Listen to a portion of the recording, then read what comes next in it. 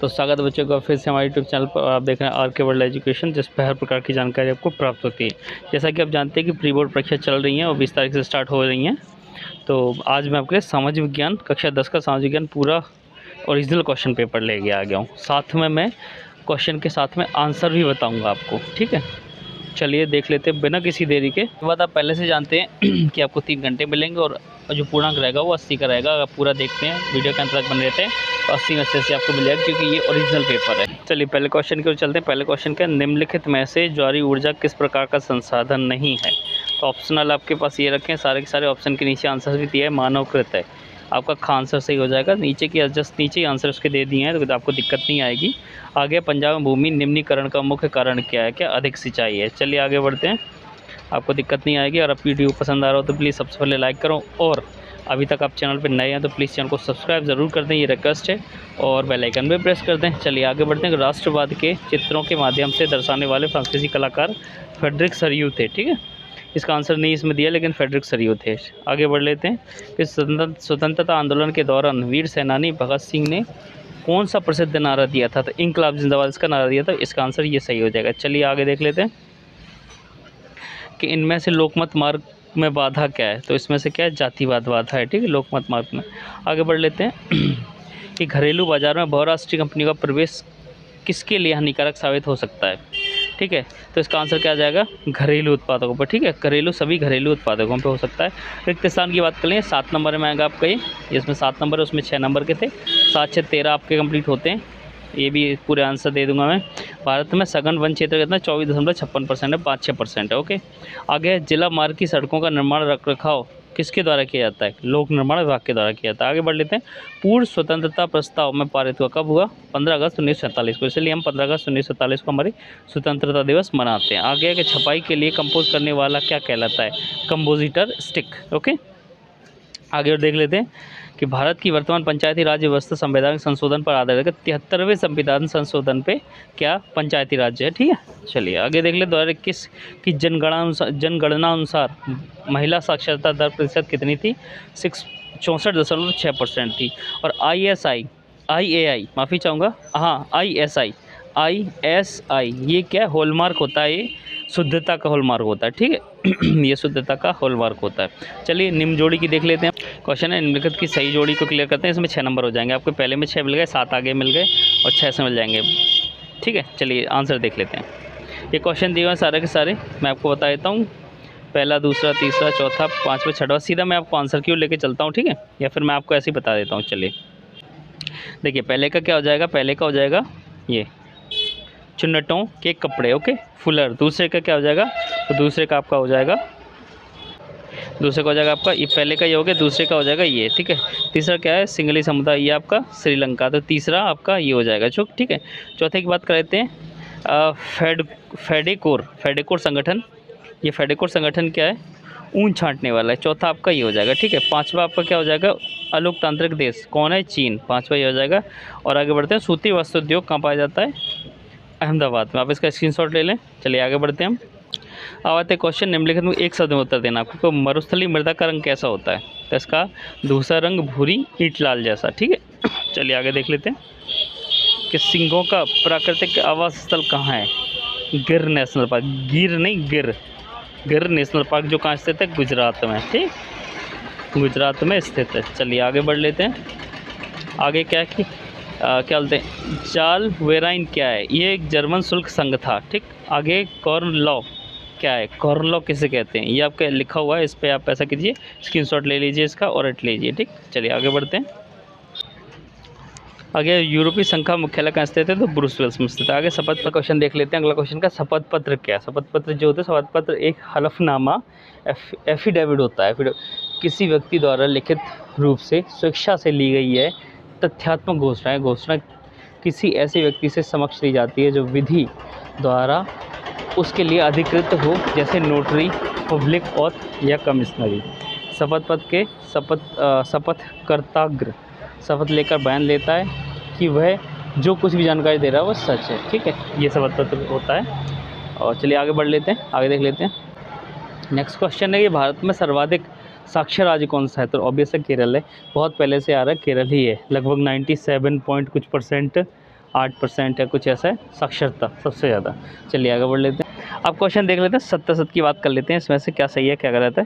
कि महासागरीय जल अलवणीय होता है, क्या सही बात है गलत है? तो ये गलत बात है, ठीक है, असत्य लिखा हुआ है यहाँ पे। आगे मार्टिन लूथर प्रोटेस्टेंट धर्म सुधारक थे, बिल्कुल सही बात है। आगे ईसाई धर्म की शाखाएं कैथोलिक और प्रोटेस्टेंट में विभाजित हैं, बिल्कुल सही है। आगे भारतीय स्टेट बैंक करेंसी नोट जारी करता है, नहीं। कौन करेंसी जारी करता है? आरबीआई, ठीक है, reserve bank of India, RBI. चलिए आगे बढ़ते हैं। सेवा क्षेत्र अर्थव्यवस्था का प्राथमिक क्षेत्र है, बिल्कुल सही है, ठीक है। चलिए आगे देख लेते हैं, आगे क्या है कि चाय की झाड़ियाँ उगाने के लिए वर्ष भर उष्ण, नम और पाला रहे जलवायु की आवश्यकता पड़ती है, बिल्कुल सही है।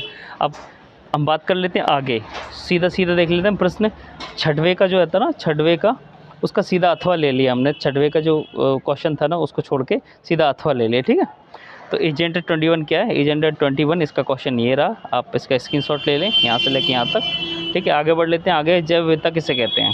तो इसका भी आप स्क्रीनशॉट ले लें, ये आपका जैव विविधता का आंसर हो गया, ठीक। चलिए आगे देख लेते हैं। आगे कि जूट को सुनहरा रेशा क्यों कहा जाता है? चलिए देख लेते हैं इसको भी।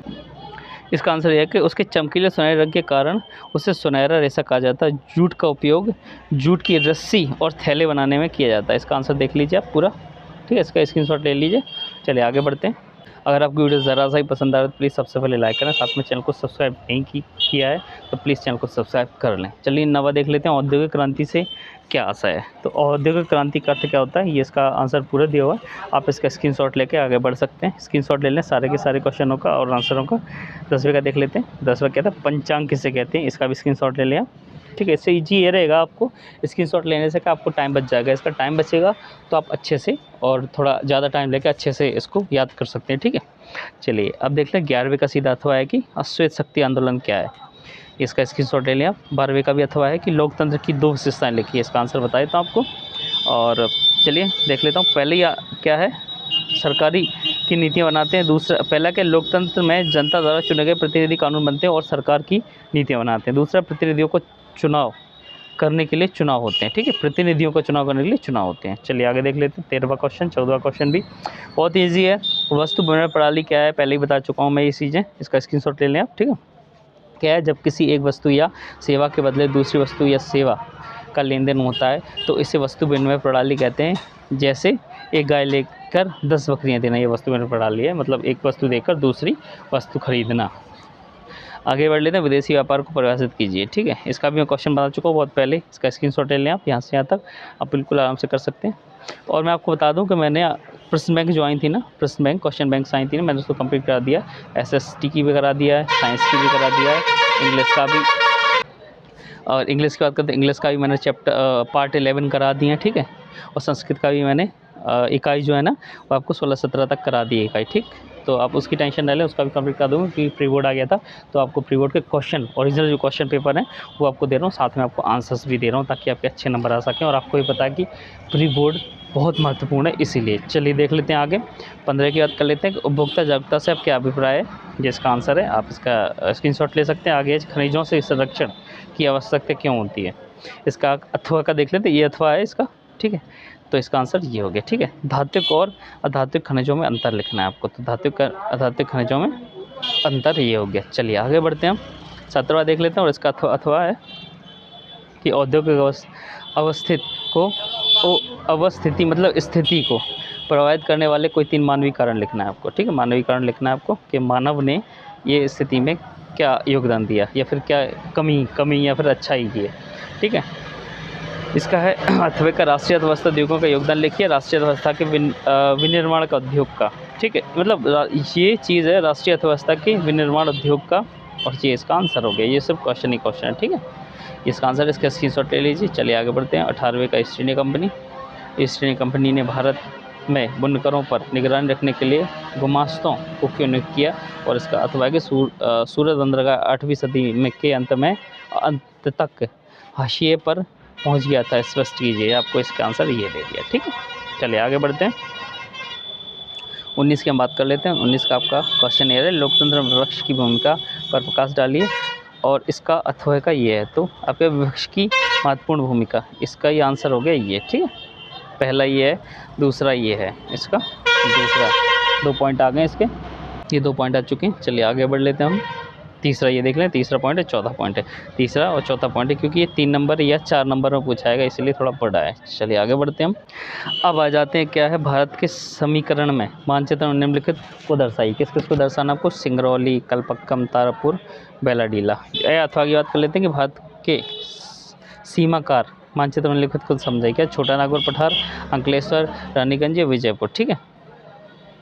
वैसे मैं आपको बता दूं, ये 20 वाले का मैं एक वीडियो बना चुका हूँ, साइंस का, सोशल साइंस की वीडियो है, जिसमें मैंने आपको समझाया है क्वेश्चन बैंक की। ठीक है, ये सारे के सारे उसमें मिल जाएंगे। मैंने आपको एकदम clear and clean and clear समझाया है।